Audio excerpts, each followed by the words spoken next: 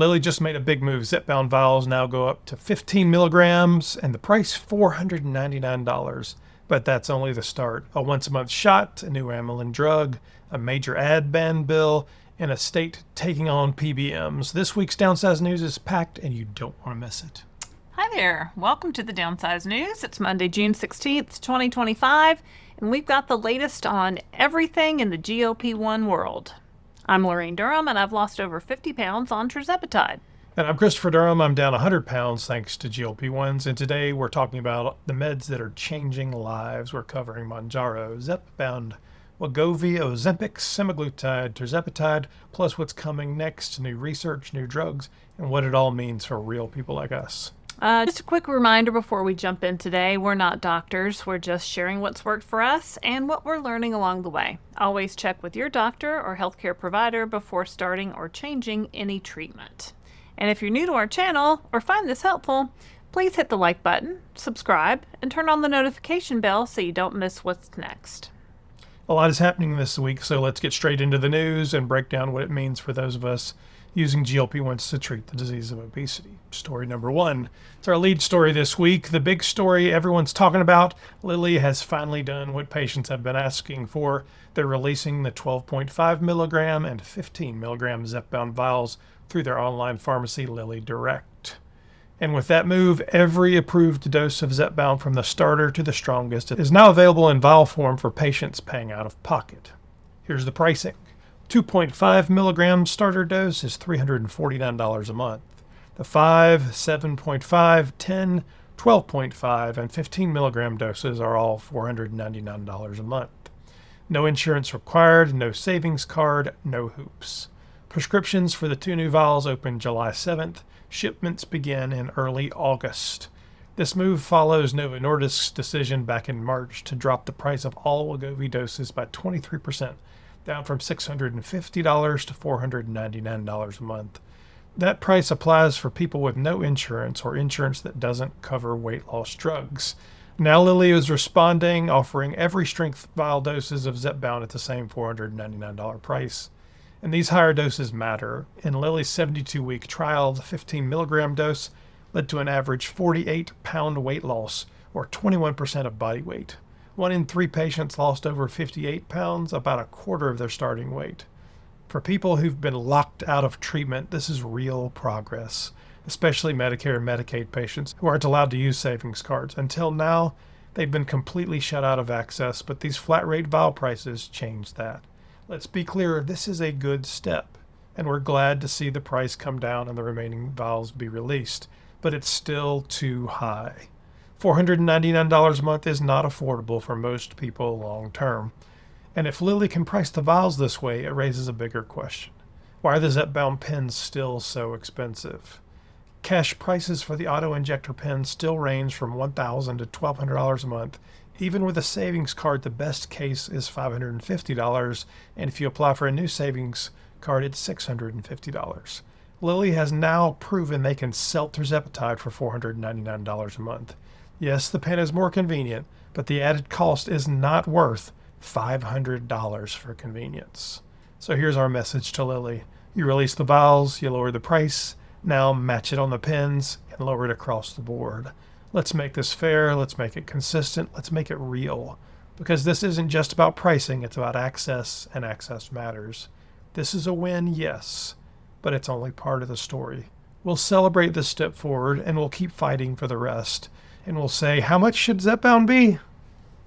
I'd love to see it at $199. I think that's probably an aggressive price, but it's a great ask. Eli Lilly, we want Zepbound to be $199, or make the vials $199. If you can make the 2.5 vial $49, I mean, you should make them all $349. I don't know why you had to make all the rest of them $499, but thanks, I guess. It's a good step in the right direction. So for those of you who have been using the vials through Lilly Direct, you've now got those top 2 doses, which is a great option. Which we knew it was coming, so it's nice that they've finally done that. And story number 2, here's something new in the pipeline for GLP-1 users, especially for those of us tired of weekly shots. MBX Biosciences, a clinical stage drug company out of Indiana, just filed with the FDA to start human trials on a once-a-month injectable called MBX 4291. This one's a GLP-1 GIP combo like tirzepatide, but it's a prodrug, meaning it stays inactive in the body until it's triggered. And that's what gives it that extended monthly action. According to MBX, it's built on their proprietary PEP platform, designed to deliver the same kind of weight loss as tirzepatide, but with fewer GI side effects and only one shot a month. They say this could lead to better adherence and more consistent results over time. The first phase 1 trial is expected to start in the third quarter of this year, so sometime between July and September. It'll begin with healthy, overweight volunteers to assess safety and tolerability. Now, this is still very early. They haven't tested it in humans yet, but in preclinical studies, in animal models, the active part of MBX 4291 showed weight loss results similar to tirzepatide, and maybe even better when it comes to how long it stays active in the body. That could be a big deal. Right now, GLP-1 users have to manage their dosing every week, or even more often on compounded versions. A once-a-month option, especially one that's easier on the stomach, would be a game changer for a lot of people trying to stay consistent. MBX isn't new to this space. They've got other drugs already in phase 1 and phase 2 trials for things like hypoparathyroidism and post-bariatric hypoglycemia. So they're not a fly-by-night startup. They've been building toward this for a while. The big picture here, if MBX 4291 works as promised, it could expand what's possible for GLP-1 therapy. Not just in terms of weight loss, but in terms of convenience, tolerability, and quality of life.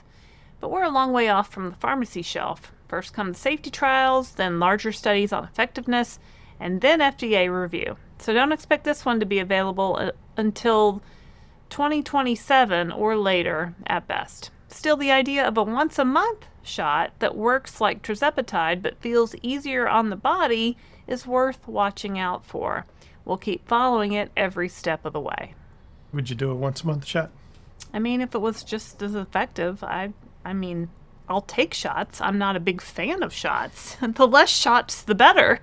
Well, if they can address the tolerability, because there's a lot of people that go, well, what if I have side effects? Well, that tolerability, if it could address that, why not? Especially if the price is right. Yeah, I guess they have to test it because if if it lasts for a month in your body and it makes you, it does have a side effect, you'd have to deal with it for a month. Then you're in trouble. Rather than just 5 days like with the shot. Story number 3 in this week's news, Eli Lilly just released early data on a new amylin-based weight loss drug, and it's looking strong enough to shake up the next generation of obesity treatments. The drug is called eloralintide, and it's part of Lilly's push into the amylin category, something we've been watching closely. Novo Nordisk is already out front with candidates like amycretin, which we reported on last week, and cagrilintide, which we've talked about a number of times. And now Lilly is stepping into the ring. In a small phase 1 trial, eloralintide delivered up to 11.3% weight loss after just 12 weeks. And that's with no GLP-1 involved. Lower doses showed smaller results, but the top-line number got analysts talking. And here's what really stands out. Tolerability. It's the second time we've had that word in this news episode. Only 10% of participants had diarrhea and nausea, and vomiting were significantly lower than what we see with medications like Zepbound or Wegovy. For anyone who's had to stop a GLP-1 due to side effects, that's a headline. This isn't just a standalone drug either. Lilly has already tested eloralintide in combination with tirzepatide, the active ingredient in Zepbound and Mounjaro. That combo trial began in April. The goal, a future dual-action injectable that could improve weight loss and dramatically reduce side effects. Now let's talk about the competition, because the race is heating up. And the race heating up is good for all of us. Novo Nordisk's amycretin is a single molecule that hits both GLP-1 and amylin receptors, and it's being developed as a daily pill. In early trials, amycretin delivered 13.1% weight loss in 12 weeks, and up to 22% weight loss at 36 weeks in the injectable version. They also have cagrilintide, a combo of semaglutide and an amylin analog, 2 separate molecules in one injection. That's in late-stage trials, and it shows 20.4% weight loss over 68 weeks, with 40% of patients losing at least 25% of their body weight. So where does Lilly's eloralintide stand? Eloralintide at 11.3% at 12 weeks as a standalone against amycretin up to 22% at 36 weeks. So that's pretty similar if you do the math there. CagriSema 20.4% at 68 weeks. So right now the Novo drugs have the lead in weight loss over time, but Lilly is aiming for something that may matter just as much: tolerability and flexibility, especially when paired with tirzepatide. Now, not everyone's sold on this. At a recent Goldman Sachs event, the CEO of Zealand Pharma, who's working with Roche on a competing drug, questioned Lilly's selective approach. He said that targeting just one amylin receptor and skipping the calcitonin receptor might limit long-term effectiveness, especially at higher doses. His words were, "If you're only on two receptors, maybe you get into some issues at the higher doses where you also see the higher weight losses." So we'll see. The science is still evolving and the data is early, but if you're using a GLP-1 to treat obesity, here's what matters. The next wave of drugs is coming, and companies aren't just fighting to make you lose more weight. They're fighting to make the drugs easier to take, more tolerable, and more accessible. And that brings us to this. A lot of people see this as a race to deliver the fastest weight loss. And sure, that's the shiny number. But the real battle, it's about who can launch a treatment for obesity that's affordable, accessible, and scalable. This isn't just about science, it's a value equation. Weight loss, delivery method, availability, and price. Here's the truth. 74% of Americans live with overweight or obesity. The need is massive. The market is massive. Get it under $100, and the company that does that and actually expands access is going to win. So one of these drugs could change the world if they came out at the right price. Absolutely. A lot of them coming. In story number 4, the market is being flooded with so-called natural GLP-1 boosters right now. You've probably seen them: pills, powders, drinks, all claiming to mimic the effects of drugs like Wegovy or Zepbound. And most of them are total garbage. Empty promises dressed up in wellness branding. They don't work, and they end up draining people's wallets and their hope. So when I read about a new peptide from an Israeli startup called Limbus, I was skeptical. Still am, but it's worth paying attention to because unlike the usual suspects, at least they're using actual science. They've developed something they call GLP-1 Edge. It's a bioactive peptide they designed using AI, meant to trigger your body's own GLP-1 response along with other hormones like PYY, GIP, and amylin. The claim is that it acts like a fatty meal, hitting your gut receptors and keeping you full for about 6 hours. They say it's not trying to be Zepbound or Mounjaro, it's more like a satiety tool. You take it, you skip a meal without feeling hungry, and over time, that could lead to weight loss.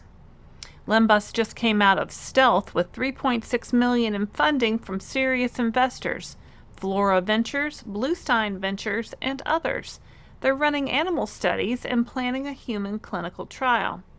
And that's great, but I'm still cautious because we've been here before. We've seen GLP-1 inspired bars and powders hit the shelves with zero real science behind them. They overpromise, underdeliver, and end up setting people backwards, not forwards. Limbus says they're different. Their CTO, Dr. Zohar Barbash, told AgFunder News that their peptide binds to multiple receptors and works more like real food than a drug. It gets digested quickly, doesn't stick around in your body, and is meant to create a short-term feeling of fullness, kind of like intermittent fasting without the hunger. They're not selling it yet, but eventually it could show up in supplements, shakes, and maybe even bars. Here's the deal. If their science holds up in humans, it could be a useful companion product. Not a cure, not a treatment for obesity, but maybe something that helps people reduce calories without suffering. But we're not there yet. Right now it's just early stage research, mostly in rats. There's no human data, no published trial results, and no product on the market. So, do we think it's real? Maybe. We're keeping an open mind, but we're not buying the hype. Not until we see peer-reviewed human studies and real-world results. Until then, it's just another promise, and in this space, we've all learned to be careful with promises. So I pulled this story because it seemed a little bit different to me. So we've seen like the Kardashians, right? Courtney launched a line. Everybody's rushing to this companion products for GLP. They're Right. just slapping GLP-1 On everything. and high protein on everything. There's probably a Ford truck that says GLP-1 on the side. This one, because they were layering so much science in it, and it actually wasn't in markets yet, so they're not trying to sell anything yet. They just kind of said, look at this cool thing we're doing. Well, and what strikes me with this is that it's encouraging people to not eat. It makes you feel full, like you've had a meal for 6 hours without eating. And do we really want to encourage that? I don't know. I mean, there's a lot of people that'll argue over, the whole fasting thing and, could this work into a fasting diet plan and all of that. And I don't know enough about it to have an opinion, but Yeah, I don't know. I think it's an interesting concept.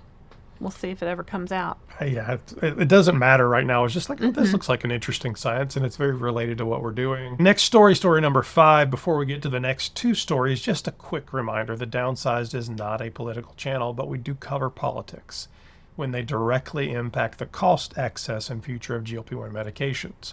We'll support any policy that makes these treatments more affordable and accessible, no matter which side of the aisle it comes from. That's what matters to us.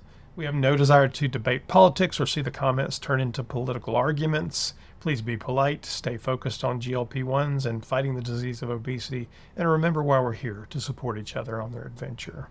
So, the story. There are only 2 countries in the entire world that allow drug companies to advertise prescription medications directly to consumers. One is New Zealand, the other is the United States. And now, a new bill in the United States Senate is trying to end that. It's called the End Prescription Drug Ads Now Act, and it was introduced on June 12th by Senators Bernie Sanders and Angus King. If passed, it would ban direct-to-consumer drug ads across TV, radio, print, digital, and social media.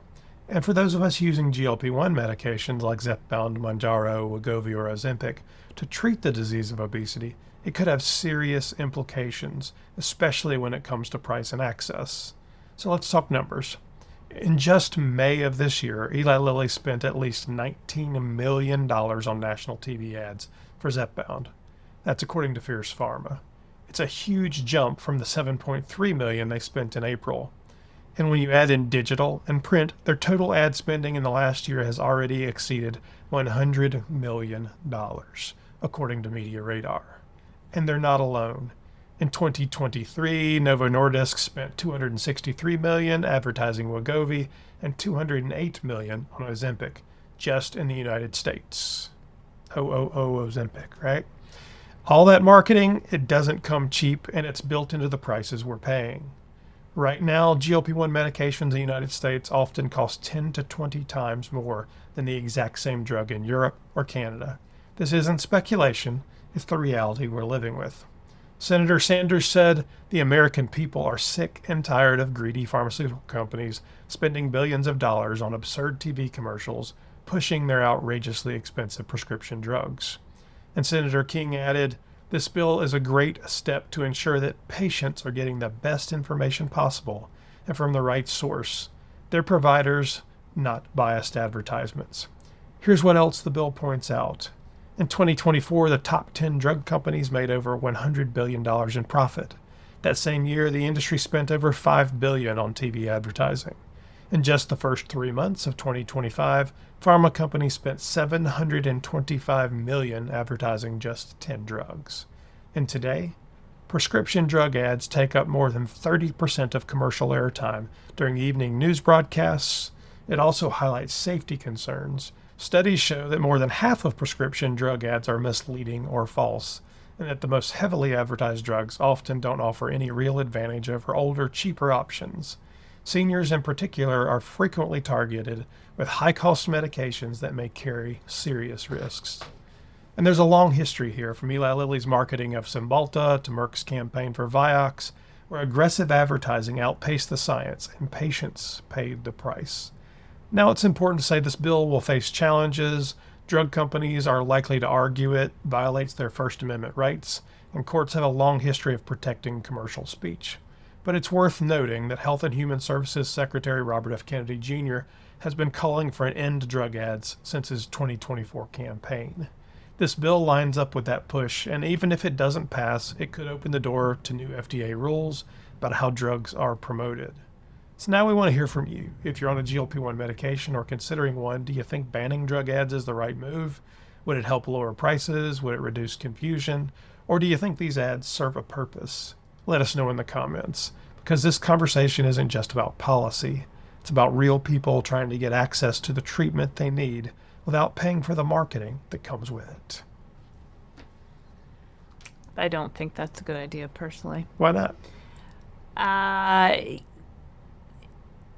If Eli Lilly's making, $40 billion a year on Zepbound, and they're spending $100 million on advertising, I mean, that's pennies. That's peanuts. That's not going into the cost of these It's going into the cost. You're just saying it's not significant. It's not significant at all. And I would rather know about new drugs coming out and see them in advertising and then be able to ask my doctor if they're right for me, rather than only my doctor know about it or maybe not know about it and present it to me or not. But the great thing is we have access to so much information. How many people are learning about these things from commercials? Everyone knows Ozempic. I mean, everybody knows the name and everybody is talking about it. I don't know how having less information could make me a better consumer. And see, I'm exactly the opposite. I'm all for this. I say ban the ads. So, story number 6, Laraine. We've been talking a lot about states cracking down on compounding pharmacies. And if you're treating the disease of obesity with a GLP-1, that can feel pretty unsettling. So it's a welcome change to see a state finally take on the real source of inflated pricing, pharmacy benefit managers. PBMs, or pharmacy benefit managers, are middlemen. They decide what drugs your insurance covers, how much you pay, and which pharmacy you're allowed to use. And they're especially powerful when it comes to GLP-1s. Last year, at a Senate Help Committee hearing, the CEO of Novo Nordisk said PBMs take 74 cents of every dollar spent on GLP-1 medications, like Wegovy. 74 cents on the dollar. That's money that never reaches your pharmacy, your doctor, or the company that actually manufactures the drugs. And that's why what just happened in Louisiana matters. Lawmakers there passed House Bill 264, the PBM Reform Act. It bans spread pricing, where PBMs pay pharmacy one price, but charge your insurance more and pocket the difference. It forces all drug rebates to go directly to patients or their health plan. It also sets fair minimum payments for local pharmacies, and it creates a PBM advisory council to keep watch and recommend more reforms. It passed with overwhelming support, and now it's on the governor's desk. But the bigger fight was over a second bill, House Bill 358. That one would have banned PBMs from owning pharmacies. In plain terms, it would have forced CVS to pick a side, either be a PBM or run pharmacies, but not to do both. CVS owns Caremark, one of the largest PBMs in the country, and they also operate more than 100 pharmacies across Louisiana. So when HB 358 started to gain momentum, CVS launched a full-blown campaign to shut it down. They sent alarming texts to customers statewide, warned that stores might close, that prices could spike, that pharmacists could lose their jobs. Stores hung signs, handed out flyers with QR codes, urged customers to call their state representatives and protest, and it backfired. Louisiana Attorney General Liz Murrill issued a cease and desist and launched an investigation into whether misused patient data to lobby against the bill. Governor Jeff Landry said it flat out. CVS's mass texting campaign was exactly why the bill needed to pass. But it didn't. The Senate ran out the clock. Instead of voting on HB 358, they passed a resolution asking for a study on PBM-owned pharmacies. Lawmakers said the process moved too quickly and didn't include enough public input. The governor's now considering a special session to bring the bill back. Meanwhile, CVS says the bill would have forced them to close 119 stores in the state, affecting about 1 million patients, including 22,000 who rely on high-cost specialty drugs. Their argument is that you can't run a PBM in 49 states and not run it in the 50th state. But let's be real, the system already isn't working for patients, especially if you're treating the disease of obesity with a GLP-1. If you've ever been denied coverage, such as being forced to switch from Zepbound to Wegovy, or bounce between pharmacies, or left wondering why your medication suddenly costs hundreds more than last month, you can thank your PBM. They don't make the drug, they don't prescribe the drug, they don't dispense the drug, but they take the biggest cut and they hold the most power. Louisiana lawmakers just became the first to say, enough. HB 264 doesn't fix everything, but it's a meaningful step. It brings transparency, it puts PBMs on notice, and it opens the door to real accountability. For GLP-1 users, this is bigger than one bill or one pharmacy chain. It's about access, it's about fairness, and it's about breaking a system that profits by keeping patients in the dark. There's a lot to unpack there. The spread pricing piece, where a PBM can buy the drug, add price to it, and pass it on to customers, that's crazy. There's no limit to that. It seems criminal. It doesn't seem like they should be able to do that. I mean, they're just bringing no value to it. There's proposals all across the country ranging from let's get rid of PBMs altogether to let's add a fixed fee. So maybe you add $5, whatever the number is, pick a number, so that it's always the same and there's no incentive for the PBM to just pick profit one drug over another. At the expense. The whole CVS conversation, though, they're making it coming and going. They're making it coming and going, and we just had this whole conversation in the prior story about advertising and free speech and all of this. So CVS as a company thinks they can do their free speech thing. How do you feel about that? Well, CVS was texting their customers, telling them to call their congressman to vote against, to voice opposition to this bill, because CVS was going to lose, and they were fear-mongering their customers, basically, which is wrong. What the Attorney General was investigating was it's not legal to use for marketing terms the data they have. I don't know what data. I mean, it's your patient pharmacists data. are going to lose their jobs. I don't know what patient. But they're going to close they doors. know who Laraine is. They can't just market you based off of your. They can't send a text to me saying that, because it should be used for only your medical prescriptions, purposes. not for. That's a whole HIPAA thing. Not for them debating a bill that might go against them in Congress. Right. So the Attorney General's investigating it. Oh, good for the Attorney General. I thought I'm all for it. It's so strange because CVS is such a huge company. We use CVS. We've never had a problem with them, but CVS, they own Caremark, the PBM. They own the drugstore. They own an insurance company as well. They're just so big. And there's lots of attorney generals right now taking a look at them saying, is this really in the best interest of America? I don't know. We'll see how it comes out. All right. Well, that's it for this edition of the Downsized News. We hope today's updates provide you with something useful for your GLP-1 journey. And if you're looking for tools, head over to our website at thedownsized.org. That's where you'll find our Amazon store, where I've curated the products that have helped us the most. We built the store because we remember what it was like in the beginning, trying to figure out what helped and what was a waste of money. Everything in there is personally curated by us for GLP-1 users by GLP-1 users. Just a note, we are Amazon affiliates. When you shop through our store, it helps support the channel at no extra cost to you, and we do appreciate it. If you've been following our story, more than 150 pounds lost between us, and you want real updates, honest advice, and GLP-1 news that matters, make sure that you like this video, subscribe to our channel, and tap the notification bell so you never miss our next episode. I'm Laraine Durham. And I'm Christopher Durham. We are The Downsized.